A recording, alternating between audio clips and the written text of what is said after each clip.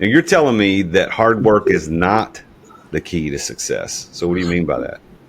Hard work is an element of success, but is not the key to success. The same way that salt, pepper, and oregano are an element to a sandwich, but if that's all you had, that's probably not a good meal.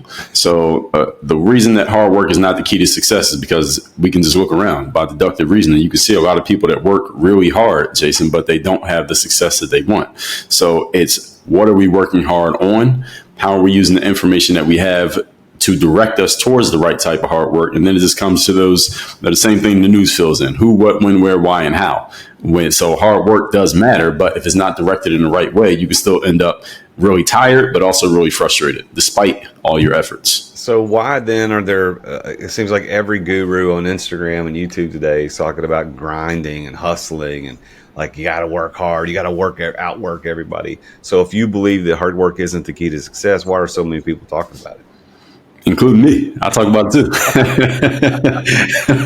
I'm the work on your game guy, so I can't tell people that work doesn't matter. It does matter.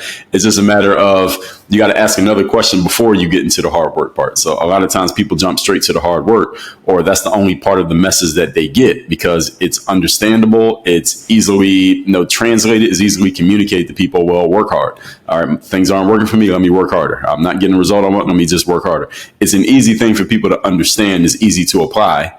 As long as you're willing to do the work. The challenge is, if you don't know where to direct those resources, you're still not going to get the result that you want. So you need a little bit of thinking to go before you just start doing the effort. So the process to achieving in life is being, doing, and having. So hard work is the doing part. And a lot of people never focus on the being part. And this is why they can put in a lot of effort but not get the result they want.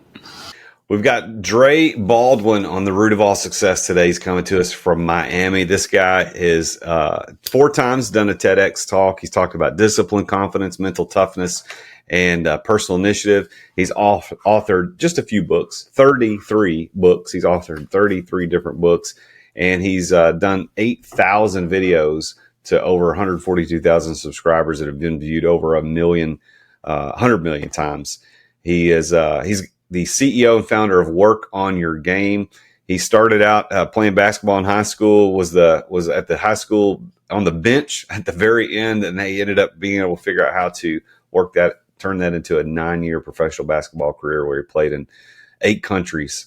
And he's Dre's team reached out to me about being on the show, and I was like, holy crap, this dude's legit. Like, I should have been reaching out to him to have him on the show. So Dre, what's the first book that you wrote? What was it? What was that book about? My first book was called Buy a Game. You can actually see it right on the left side of my head is that book right there. And that book is the only book of mine that's a narrative. That's me just telling my story. It was about basketball. When I first started playing up through my college years, and I wrote that book because at that time, my audience, Jason, was just all basketball players, and they just wanted to know who is this random guy who's on YouTube making videos every day, because this was before that was a normal thing to do. So I always been a writer, so I saw the opportunity that you could write your own books, and you didn't have to go through a gatekeeper to do it at that point, and that's when I wrote that book. So that was my first book. All right. So now, out of 33 books that you've written, what's your favorite one that you wrote? Like, this is the one that keeps coming up more often than anything else. Well, the latest one. It's always the last one. It's always the last book you wrote, right? Of course. But I would say the one that comes up the most, well, I have a book that is literally called Work on Your Game. So I won't even use that one. That'd be cheating.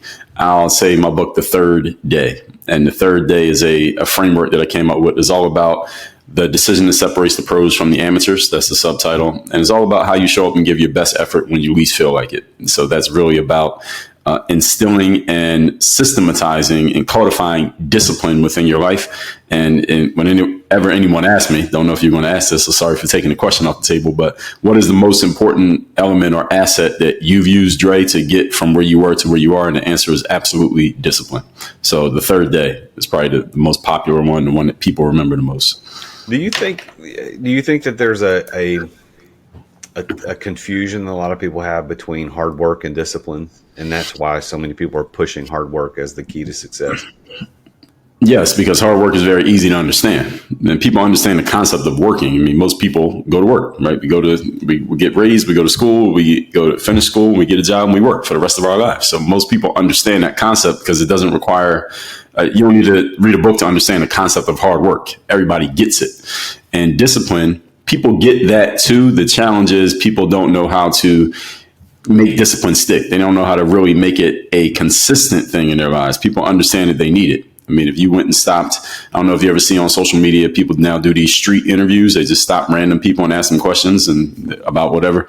If you asked 100 people on the street, is there any aspect of your life in which you need more discipline? Everybody would say yes. Right? Everybody needs more discipline at something. The challenge is most people don't know where that discipline comes from. And discipline actually comes from structure. When you have the right structure in place, discipline happens automatically. So when you play a team sport, for example, Jason, did you ever play sports? I did, yeah. Which ones? I played baseball, I played tennis, and I played soccer. All right, perfect. So I don't know too much about individual sports, but I know in team sports like baseball and soccer, there's a coach. And the coach gives you at the beginning of the season, what do they give you? They give you the structure. Here's how it works. Here's what time practice is. Here's what we do in the games. When I say this, that means this. If the assistant coach tells you this, you do that. So they're giving you the structure. And because you're following the structure, discipline automatically happens as a byproduct. And the challenge for many individuals is that they don't have that coach around. They don't have that structure in place. Therefore, they're on their own. And if you don't put that discipline in place, then, you don't put that structure in place, then the discipline doesn't happen. Yeah, well, that makes sense. I mean, discipline, in order to be disciplined, there has to be structure around there. There's got to be something that you're trying to build. I mean, if an architect decided to build a house and didn't have the structure of what he was trying to build, just said, just put the bricks wherever you want. The wood goes wherever you want. I mean, that's a lack of discipline, lack of structure. You're going to have a pretty crappy house. It's not going to stand up very long. But same thing with our life and our business. So when you started out writing these books, how long ago did you write By a Game? How long ago was that? That was 2009 going into 2010. So 15 years. A long time ago. So 15 years ago. So you wrote that book 15 years ago. What were you doing professionally at that time? What were you doing? Well, a couple of things. Well, I was technically a professional basketball player, but I think I was unemployed at that moment, Jason. So, so I was an unemployed pro basketball player. So I was just waiting for the phone to ring. And that's because of that. That's why I started because of the fact that the phone wasn't ringing. That's when I started to build what became my personal brand. That's when I started putting more content online and blogging more often, which led to people reading my blog posts, which said, "Hey, we like your writing." And that's when I said, "Well, why not just write a book? You like the blog, you read a book." And that's what led to that. And then it led to me selling programs online and realizing like, hey, there's a whole opportunity here for an entire career just through the internet, making money just on the internet. And that sounds pretty quote unquote common sense right now. People listen to this in 2024 and beyond. But in 2009, this was not such a common thing and it wasn't so obvious. So it's because I was an unemployed ball player that I started to build what became my internet piece. Good thing is the phone did ring again and I kept playing pro ball till 2015. So I was kind of doing both for a few years, but that's where I was. So today, professionally, do you consider yourself like author, coach, speaker? What is your profession today? All of the above. If someone asked me what do I do for a living, I would just say I'm a business owner. And so your business is helping other people. You're writing books, you're coaching, you're speaking.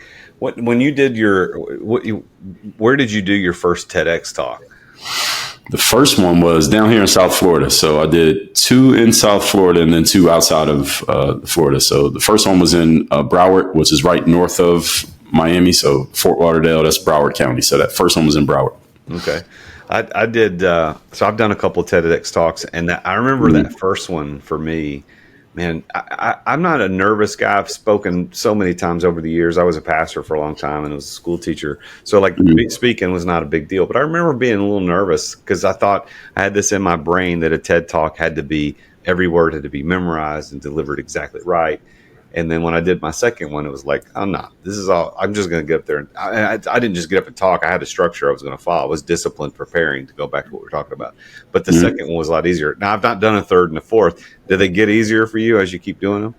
It's funny that you say that because I did 4 of them. And my first one, I memorized it word for word. Yep. And they didn't tell me to do that. I just did it on my own volition because I figured, why don't I just do it that way? And that was the way that I figured I would get into the speaking business. I would just I would memorize all my speeches, but I didn't like that. It was, first of all, it's too much work. And secondly, I could do it a lot better if I was kind of just letting it flow, like you said, more extemporaneously, but still following a structure. Now, my second TED Talk, They wanted me to have it word for word. Like they said, come to the rehearsal and have this word for word. They didn't necessarily say you had to be like every word memorized, but you had to be able to give the whole talk and keep it that way through the next rehearsal and next one, and then performance day. And then the last two, there barely were any rehearsals. So you just showed up and you just gave the talk. So it's funny that the juxtaposition between all four of them. Yeah, it is different how, you go to different TEDx organizers. They have very different ideas of who they want to talk, what they want to talk about, what subjects are permitted, what subjects are not permitted, how you got to, it's a cool thing. I love that. I love the idea of what TED is doing in the world. I think it's a shame some of the stuff that they're promoting and allowing, and then other things that they're censoring. To give you an example, I've got my second talk was on don't say divorce. It was very personal, but it was about something that happened with me where a video went viral, and I just talked about don't say divorce. I didn't give any specifics, my personal religious opinion or anything like that. But that video would not have been released had I not had a friend who was the TEDx organizer that went and said on my behalf, like, well, this is dumb. Why would you not release this? But then I watched some of this TED stuff. I see it online. I'm like, how did that get out there? So it seems like they've got some sort of an agenda, which I don't particularly agree with, but I'm glad that people like you are on stages and are doing that. As you think back to your professional basketball career and then transitioning 2015 into now what you're doing today, what did you like better? Do you like playing ball? Like, I think it seems from my seat as not a professional player that ball players want to play forever. But maybe that's not true. Do you wish you were still playing? Do you like what you're doing now more? What's the difference? All right, so a couple different questions there. So what did I like best? Definitely playing sports. That's the easiest job you ever have. It's 100 times easier than what I do now. So but the challenge is you can't play ball forever. So your other question, do I wish I was still playing? The answer is no, because physically I couldn't do the same things now that I was doing 10, 15 years ago. So, and at the same time, I understood that I knew from the very beginning that eventually this ends. Being a professional athlete has a very small window. It has a very short shelf life. So I was always looking to what am I going to do after sports is over? And I knew that at some point it was going to end, and I didn't want it to end in such a way that I didn't know the career was over, and I was the last one to find out, as they say sometimes. Sometimes an athlete, you're the last one to find out your career is over. But I walked away from basketball when I still could have kept playing, but I saw an opportunity to jump on some business things, and that's what I started doing. So for me, I do not wish I was still playing. I walked away from the game cold turkey. When I played my last game, I said, that's it. And I haven't played a game since, not any kind of game, not even pickup, not at the local rec center. I don't do any of that. No, nothing. So I knew I wanted to walk away. I knew I wanted to do a next thing because, and going back to a question you asked earlier, Jason, I've always seen myself as a businessman. Basketball just happened to be the business I was in for 10 years. But I've always seen myself as a businessman, and basketball was a business for that period. Then we moved on to other businesses, courses, coaching, speaking, books, etc. So it's just been, what business am I going to be in? Not I'm a basketball guy and, I got to find a way to be in basketball. Because if that was the case, we probably wouldn't be having this conversation because I'd be a trainer or a coach somewhere. Let's take a quick break to thank our amazing sponsors for making this podcast possible. I finally got it. It's the brand new Relay credit card. So check it out. I'm going to do a little unboxing for you so you can check this out. So here we go. Nice little case. Kind of like the American Express, they're not playing. They're doing it right. Oh, look at this. There's a quote right inside that says, "Success is having to worry about every damn thing in the world except money." Johnny Cash. That's pretty good. I've not heard that one. Oh, this is nice. A little thing on the back, up to 1.5% cash back, no annual fees or interest, 30-day billing cycle. And there it is. It's the Relay credit card. It's a Visa. So I'm not going to show you my number, but there it is. Look at that. Boom. Go check out Relay. Go to therealjasonduncan.com/relay, and you could start one of the best in the world. Thanks for listening to our sponsors. Now, back to the show. So I find it hard to believe that you've not done any pickup games. Was that also a conscious decision? It's like, I'm never ever touching a basketball again. Well, I still touch the basketball. I'm just not playing in the game. So I got a son who's almost 2 years old. So he gets bigger and he has coordination. I'll teach him how to play. I'll go watch him play pickup, but I'm not playing. And the thing is, for me, and tell me that question again. It just slipped my mind what you were asking. Well, I said I find it's hard to believe that you actually don't do this. Was that a conscious decision that you said, I'm not going to play? Yes, it was a conscious decision because when I played, if I'm going to play, I want to be at my best, and I know what my best looks like.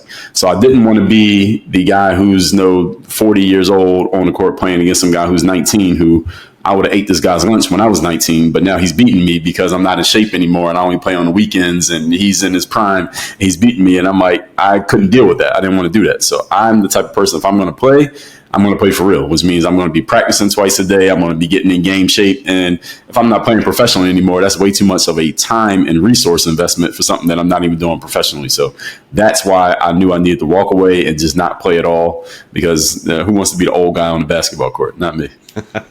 All right. So Work on Your Game Incorporated, your business. What's the core mission of Work on Your Game? 3 specific things that we took straight from the sports world: high level performance, consistency of that performance, and producing results. And you work with who? Like, who are your clients that you're working with? People that we're looking to work with are people who want to be at the top of their games. So we say we're looking for top 2% performers, because professional athletes are people who are in the top 2% or top 1% of what they do. So we have as far as industries, we have a very diverse range of people. So we have people who are in brick and mortar clothing businesses, people in finance space, people in the fitness space, people of course, we have coaches and authors and speakers. We have people who have their own food truck businesses, believe it or not. So we have people in a wide range of spaces. But the basis of what we do is based on mindset, strategy, systems, and accountability. That is our 4-part framework. And that applies, again, mindset is the foundation of everything. Strategy is the game plan. What are we going to do? The system is how do we execute that game plan over and over again consistently? And the accountability is making sure that everything that is working continues to work as it's supposed to, both the people and the process. Mindset, system, strategy, and accountability. Are those the 4? That's the 4. Did I get those right? Yes, you got strategy and systems in different order, but yes, those are the 4 pieces. Mindset, strategy, systems, and accountability. Correct. So I'm a big mindset guy myself. I read about mindset all the time. I've done a deep study of mindset over the last couple of years.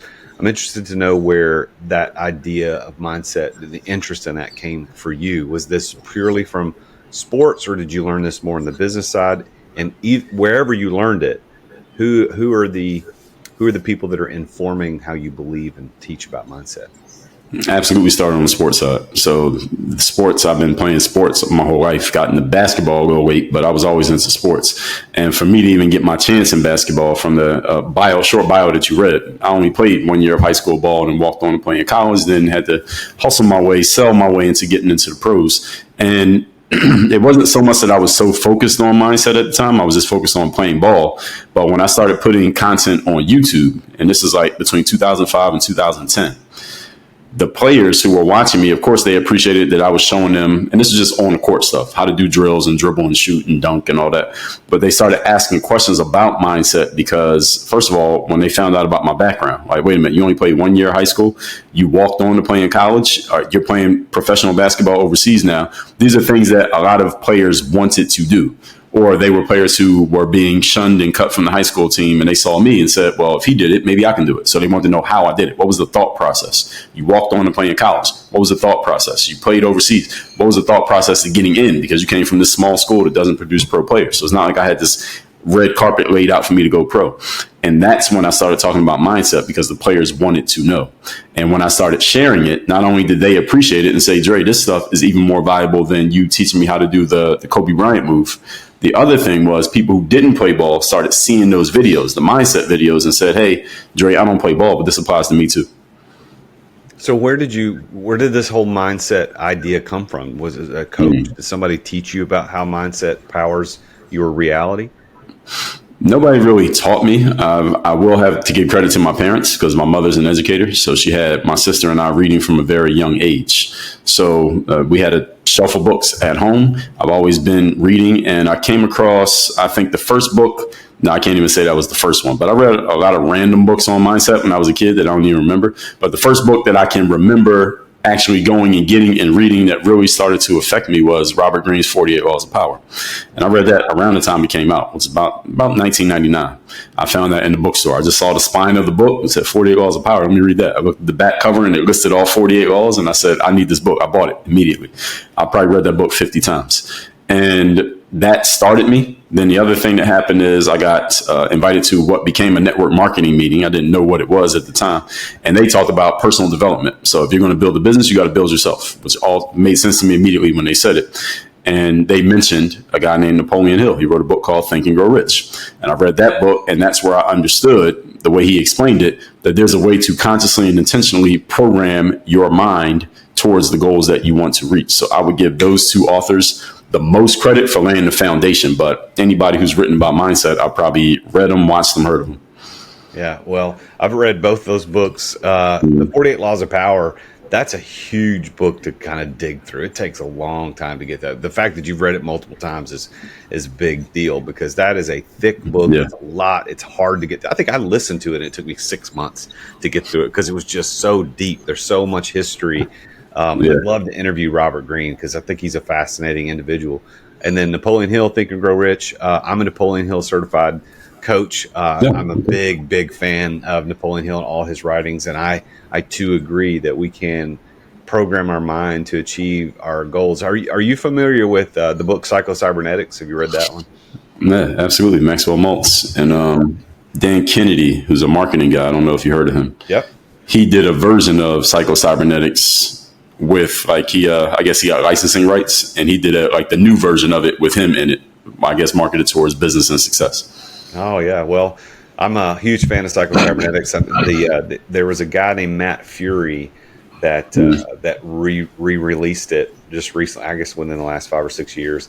And Matt's going to come on the show as a guest. I think he's the director of the Psycho-Cybernetics Foundation now, or whatever. But also another great book. So, listeners, if you are into mindset, which Dre talks about, it's one of his 4 core things he talks about with Work on Your Game. Mindset being the first principle is that these books we just mentioned, 48 Laws of Power, Think and Grow Rich, Psycho-Cybernetics, and there's others. Hey, are you just as an aside? Do you know Florence Shen? Have you read her books? No. Okay. You're going to love this because I stumbled across her. This was by accident on YouTube. But Florence Scovel Shen, she only wrote 5 books. And the first one was The Game of Life and How to Play It. So she didn't write 33 like you did, but she wrote The Game of Life and How to Play It. And then there's others. The Secret Door to Success is one of them. But she was a contemporary of Napoleon Hill. I don't know that they knew each other, but she wrote around the same time that he wrote in the early 20th century. I think her last book was published in the 40s. And so Think and Grow Rich was published in 37. So anyway, you as a mindset guy, Dre, you're going to love Florence Shen. And it's Shinn. Yeah, I'm on Audible right now looking her up. So yeah, I'm going to get these. She's good. You're going to love that. And listeners, go check her out. You can listen. I think every one of her books is on YouTube for free. If you listen to them, you don't have to. Oh, they're out of print. Okay. But all her books, I've got it on my shelf behind me. But all her books would fit into a book that thick. So they're all easy reads. They're really quick. So if you're a mindset guy, now, so mindset's the number one thing, and you got strategy as the second one, systems as the third, and then accountability. You talked a little bit about accountability there. How do we practically put accountability into our lives as business leaders? Well, one of the most important things a leader needs to understand is that you are not required to do everything on your own. And a lot of people make the mistake of trying to do everything by themselves. And this goes right back to that hard work fallacy that we talked about at the beginning of this conversation. The most successful people focus on what they're best at, so that they look like superheroes because they're only doing things that they're great at. And then everything else, they have other people or things doing those things in place of them, so that everything that you see them doing, they're only doing things that are maybe the 2 or 3 things that are their zones of genius, and they stay away from anywhere where they would be mediocre or worse. So when it comes to accountability, is the exact same thing. The thing with human beings is we all tend to do better work when we are being held accountable by something or someone outside of ourselves than when we have to do it to ourselves. Now, different humans can have different levels of self-accountability, of course, and you want to have a high level of self-accountability, but in order to even have somebody else hold you accountable, you have to have a certain level of accountability to yourself. Because I'm not going to go to the gym and hire a personal trainer if I never have the thought in my head, hey, I'm not going to get into the shape that I want to get into unless somebody else is directing me around this gym. So you had to have a certain amount of accountability with yourself in order to even allow yourself to be held accountable to someone else. So the short version of this answer is, number one, hold yourself accountable enough to know that you don't have to do everything on your own, and then allow someone else to hold you accountable, because they will move you to do things that you would never move yourself to do. So as a coach, do you act as an accountability mechanism for the clients that you work with, or do you recommend there are other mechanisms? No, I absolutely act as an accountability mechanism. That's one of the aspects of what we do. So when you at work on your game, are like, how big is your team? Are you just, is this what you're doing? You got a support team that you're working directly with your clients? I'm interested because I'm impressed by you, just being completely honest. I remember when you reached out, you sent me a video, and we talked about being on the show, and to hear your story, I'm impressed. So as a coach, how are you doing this? Is it just you, or do you have a team of coaches? Tell me a little bit more about your system. As far as the coaching deliverability, I'm doing that for now. In time, I do want to expand to where I have other coaches, and I have my whole system, codified. So I like to document everything. So we have a lot of stuff documented. So if I, die tomorrow, God forbid, somebody else could pick up this program and teach it. But as far as my team, I have an assistant who works with me. I think your team exchanged messages with my assistant. And then I have an audio team who handles a lot of the media content stuff we put out. So that's it. It's just 3 entities. So the media team they have their own team. And then my assistant is one person. I'm one person. And then we want to expand. So I want to have more people, but that's the team for now. I love it, man. Well, us coaches are crazy people, man. The business of coaching is a difficult business, but it is so rewarding because we're living in the center of our passion, our joy, and our purpose. It's what we want to do. Tell me about a time, and I think this helps you connect with the listeners and connect with your audience too, because I know hopefully you'll be playing this on your YouTube channel too, because I know I'm going to drop it on mine. But if you look back to some of your biggest failures, and there were moments in time where it didn't go the way you wanted, and you pushed beyond that to be successful later. But can you share one of those stories with us to kind of let us see that you're not just Superman, like you actually do screw up and stub your toe from time to time too? Sure. So, I would talk about the basketball background, but let's focus on business. On the business side, let's say from 2015 when I went full time to now. Well, first of all, when I was first starting, nobody knew who I was. So I was a nobody. And the reason I was able to go into business full time the way that I was is I had a background being an athlete, and I also was selling my stuff on the internet. So I was selling my programs to ball players. And at that time, I think I was selling some courses and I was selling books. And I was able to sell because I had good timing on my side, and I had a ready and willing audience because I've been creating content since before creating content was a thing. But when I tried to get into, let's say, the speaking business, I wasn't getting any return phone calls. Nobody was replying to my emails. And if I did get anything, it was people just saying, hey, you can come speak for free. So I spoke for free probably for about 2 years before I got my first paid speaking engagement. And even my first paid speaking engagement, Jason, was based on the fact that I went and did a free one where I paid everything, the travel, the hotel, everything. And then they said, well, we liked you, so we want you to come back and we'll pay you this time. So that's how I got started. That was my first 2.5 years as a full-time entrepreneur. And my main thing when I first started, I'm bringing up speaking because that was my main thing when I first started. I'm going to be a professional speaker once I found out that there was an industry for that. But that didn't pop off immediately. Absolutely not. And I'll tell you another one. Around 2020, around the time of COVID, I had decided that I was going to focus a lot on overseas basketball, teaching people how to play basketball overseas. Like I have books on it. I know the whole framework. I know what people need to do, where they need to go, etc. The problem was this market doesn't have there's not a lot of money flowing in this market, because who are you selling to? A bunch of unemployed athletes. All right, so they can't pay for anything. They don't have any money. They're trying to get a job. So that was not a good industry to be in. So I had to jump out of that one pretty quickly and pivot my business. That's when we really started to focus on the coaching that we do now in our university. Yeah, I think we learn more from when we fail and things don't work out, as opposed to when things work. It's a lot more fun when they work, right? But I think we become stronger. We don't become strong by lifting light things. And so when we go through heavy times in our lives and things we struggle, it's that mindset, like you talk about. It's a mindset that will carry us through. I feel like, Dre, over the last year, man, I've gone through my mindset final exam.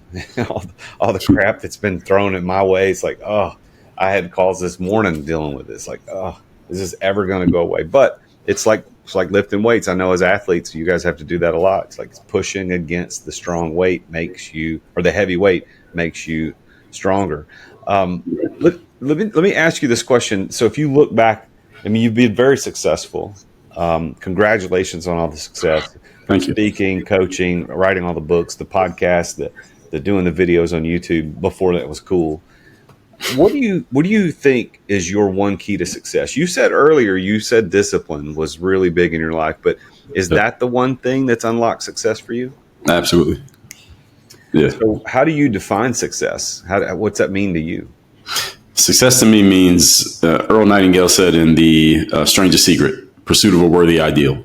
Meaning you know what you want to achieve and you are actively working on achieving it. That's what I consider to be success. Therefore, you can't define success for another person because you need to know their goal. If you don't know another person's goal, then you can't help them become successful. You have to know where they're trying to go. So whenever I'm working with people, for example, as a coach or consultant, first thing I need to know is, what are you looking to accomplish, and why do you believe that it's not working? Right? That's what I want to uncover, because until I know that, I can't offer another person advice. The pursuit of a worthy goal. I love Ideal. Earl Nightingale. You guys, if you're on YouTube watching this right now, first of all, finish this video, thumbs up it, subscribe, and leave a comment below. But then go look up Earl Nightingale, The Strangest Secret, and listen to that. That is a classic in the mindset game that we've been talking about. So with that definition, Dre, if you define success as the pursuit of a worthy goal, do you consider yourself to be successful? Yes, because I'm in pursuit. I mean, the fact that I'm here having this conversation with you means I'm on the path. I'm pursuing because I'm getting in front of an audience of people who otherwise probably never heard of me. So this is another step on that path. So I appreciate it. Yeah, well, I'm glad you're here. Now, if you could put on your coach hat for a minute and talk to the audience and give some advice. What's your number one piece of advice for business owners, for entrepreneurs, for anybody trying to be successful? And you can't say discipline because we already talked about that. So you got to go to something else. You got to go to the well again. But what's your one piece of advice that you would give to our listeners? Get clarity.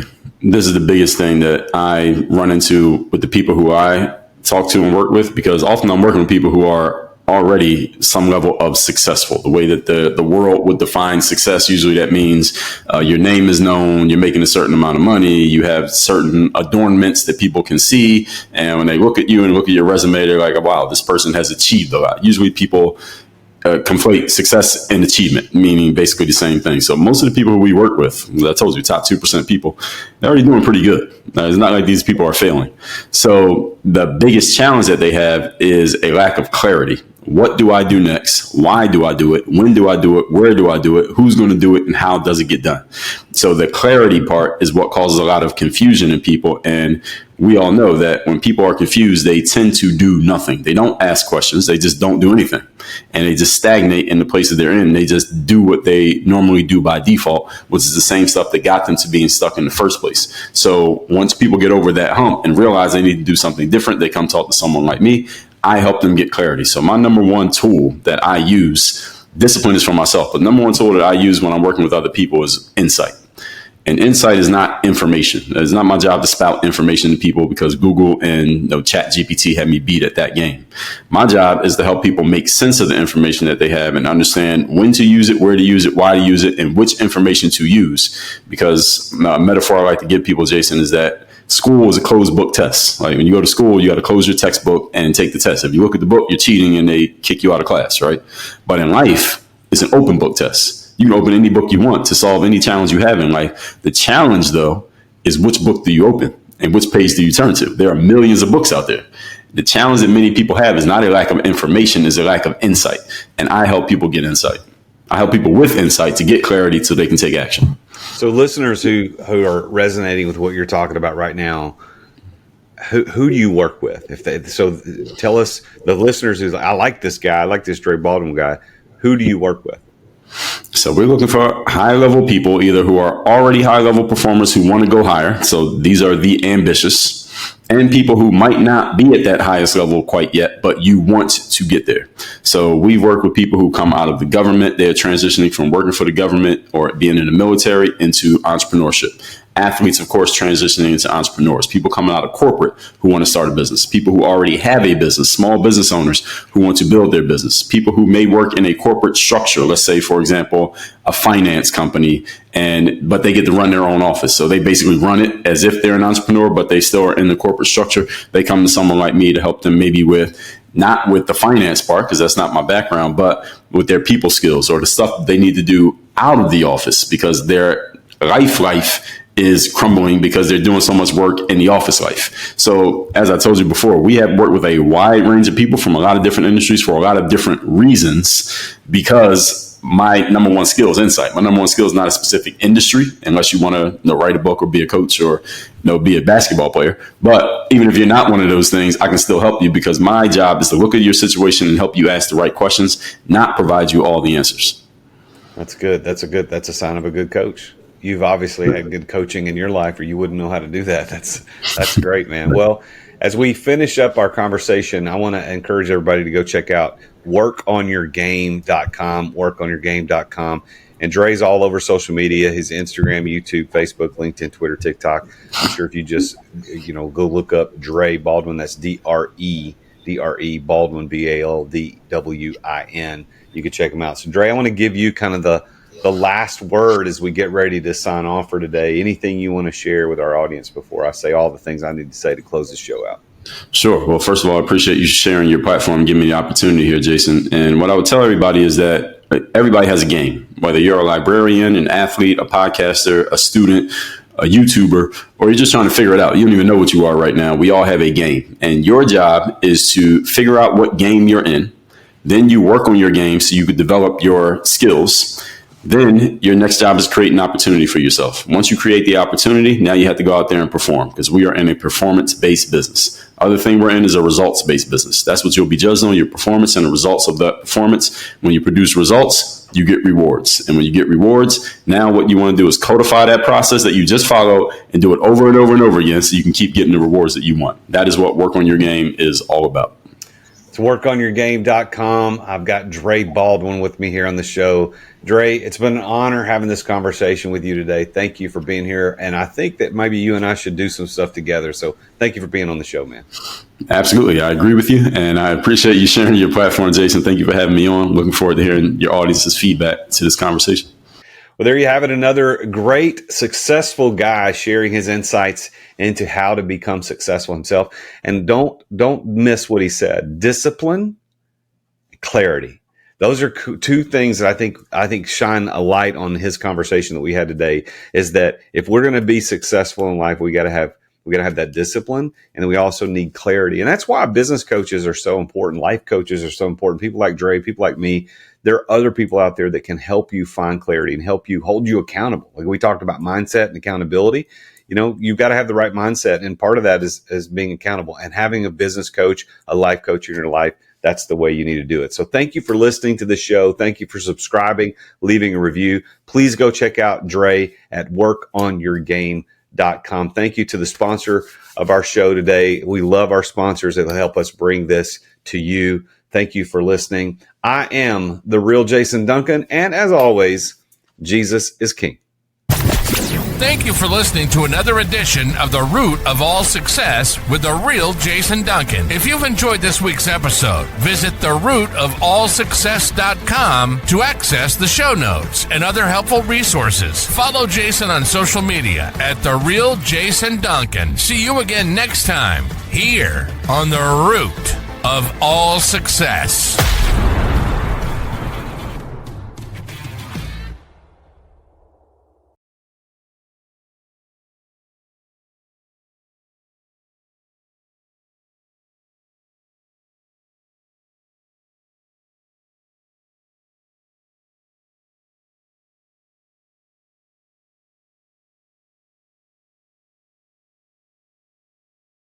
This podcast is a part of the C-Suite Radio Network.